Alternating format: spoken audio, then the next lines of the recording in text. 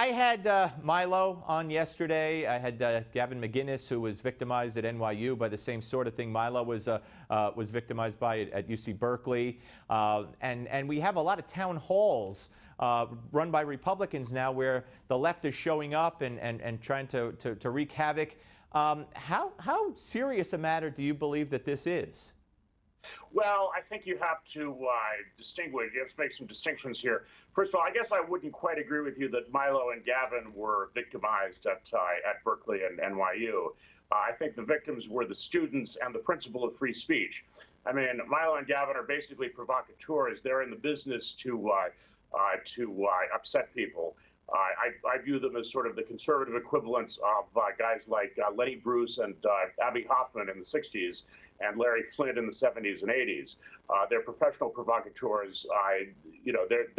This was successful for them, but it was a big failure for the left, which has shown its extreme contempt for free speech, a problem that's been going on campus at least since I was in college 30 years ago, when I had to sue my journalism professors, believe it or not, because they didn't like something I published in the school paper.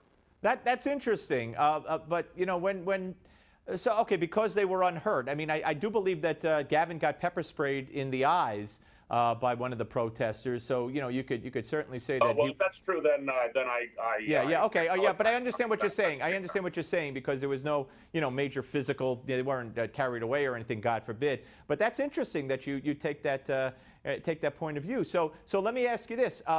Going forward, though, let's put them aside now that you've weighed in on your view on that.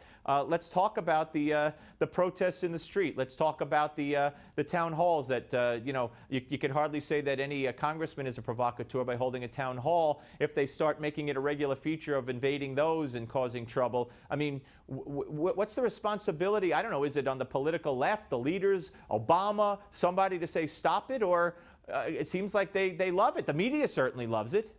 Well, I guess I would caution against double standards here on our side as well. Remember that a lot of congressmen did town halls back in 2009 and had them interrupted by angry constituents. Now, my sense is that the 2009 constituents were genuine, you know, that was genuine grassroots anger. I'm not sure about the people who are disrupting town halls now. But we do believe in free speech for our opponents as well as those who agree with us. So I'm not necessarily sure I'm ready to denounce people for going to town halls and but as well, and even being obnoxious.